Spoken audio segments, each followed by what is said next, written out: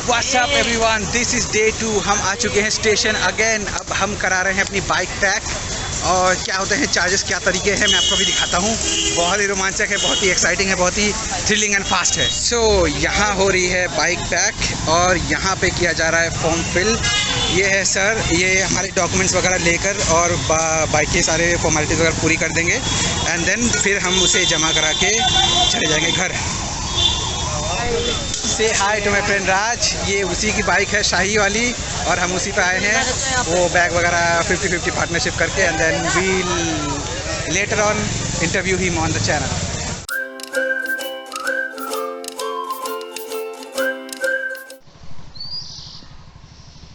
काफ़ी खुश था मैं, काफ़ी एक्साइटेड था, लेकिन जर्नी बदल गई, मूड बदल गया। सारे कारण, सारे रीज़न सब आपको बता रहा हूँ, अब देखो। हाँ तो भैया, हम आ चुके हैं बंगाल मालदा के रेलवे पास ऑफिस। यहाँ पे कुछ डॉक्यूमेंटेशन का प्रोसेस चल रहा है, वो कंप्लीट कर रहे हैं और फिर अपनी बाइक उठाएंगे। देखते हैं क्या प्रोसीजर है। बाइक में बहुत सारा डिले हुआ है, अब देखते हैं कुछ डिले हुआ है उसकी भरपाई कौन करता है, मैं या IRCTC देखेंगे, आप भी और मैं भी।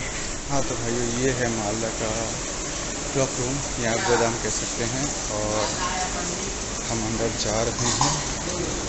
यहाँ पे कोई नहीं है, यहाँ एक सर बैठते हैं राइट साइड, और ये है हमारी बाइक एंड वहाँ खड़ी है।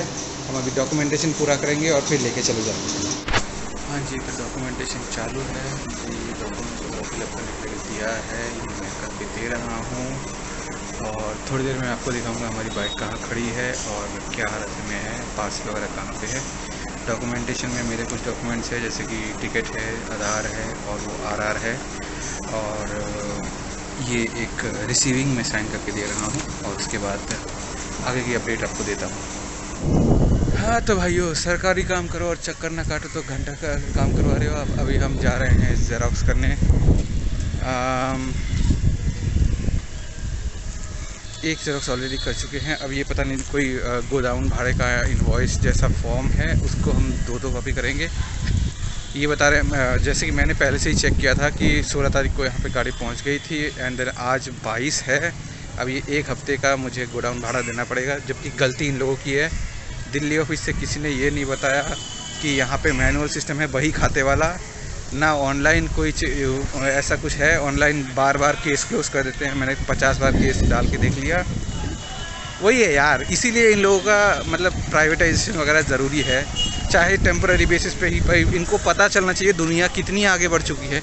ये लोग बस खींचे जा रहे हैं और पब्लिक के पास रेलवे का कोई दूसरा ऑप्शन नहीं है, कोई दूसरा रिप्लेसमेंट नहीं है। पब्लिक खींची जा रही है और कुछ नहीं कर सकते। अगर आप इंडिया में पैदा हुए हैं तो रेलवे, और अगर रेलवे का यूज़ कर रहे हैं तो आपका कटना अनिवार्य है। अभी अभी मैंने चमत्कार देखा, पेपर मेरे हाथ में था, मैं ज़ेरॉक्स कराने गया था 2 कॉपी।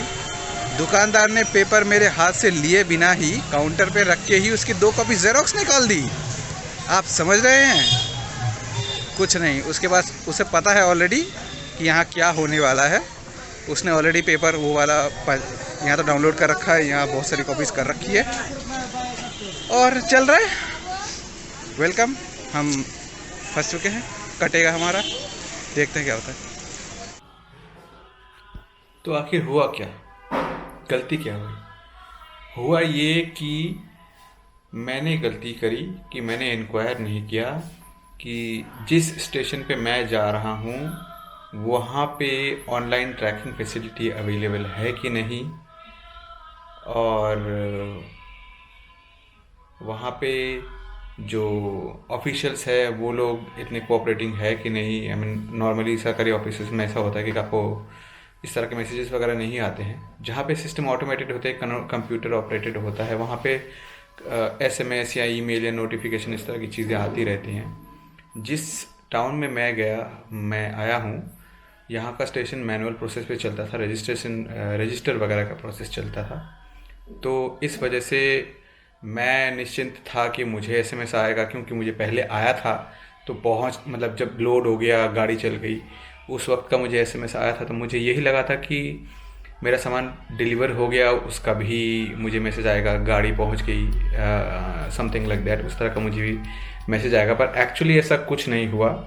यहाँ पे हुआ ये कि मैं एक हफ्ते बाद परेशान होकर देखने चला गया कि स्टेशन में एक्चुअली मतलब वो आ भी रहा है कि नहीं, या क्या बात है, या फर्दर कोई कांटेक्ट डिटेल्स या कोई कांटेक्ट पर्सन हो उसके डिटेल्स लेने के लिए।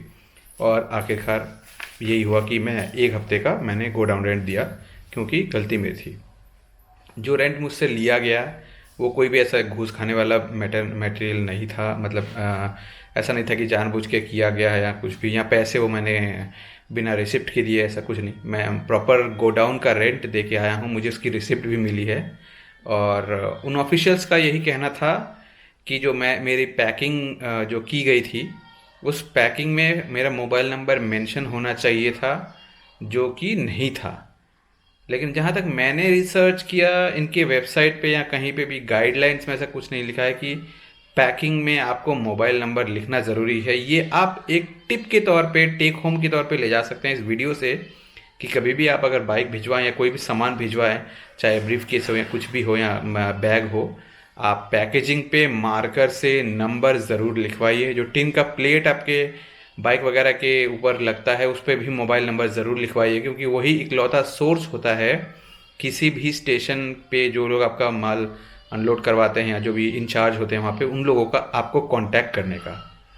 उसके अलावा और कोई सोर्स नहीं होता है, क्योंकि अगर कंप्यूटराइज्ड जहाँ पे मटेरियल, कंप्यूटराइज्ड जहाँ पे केस होता है, वहाँ पे उम्मीद होती भी है कि मान लो आपको आपके टिकट के डिटेल्स से वो कुछ ऐसा निकाल सकते हैं। पर यहाँ पे नहीं है। जहाँ पे मैनुअल प्रोसेस चलता है वहाँ पे नहीं होता ऐसा। बस यही है। और आगे की जर्नी अब आप देखिए कि यहाँ आने के बाद की लाइफ कैसी है, क्यों मैं आया यहाँ का, यहाँ आने के बाद मेरा क्या प्लान है, और आपको इस चैनल से आगे क्या ज़बरदस्त कंटेंट मिलना है, ये सब आपको देखने को मिलेगा। आपकी एक गांव से क्या उम्मीद है? अगर आप एक गांव में आते तो क्या करते, क्या एक्सपेक्ट करते, क्या ढूंढते, क्या एंजॉय करते, वो मुझे बताइए। मैं जानना चाहूँगा, क्योंकि हो सकता है मेरी और आपकी व्यूज़ मिलती हो, पर्सपेक्टिव मिलता हो। इसीलिए चैनल का नाम पर्सपेक्टिव है, कि देखा जाए कि इसके पर्सपेक्टिव में क्या है। बाय।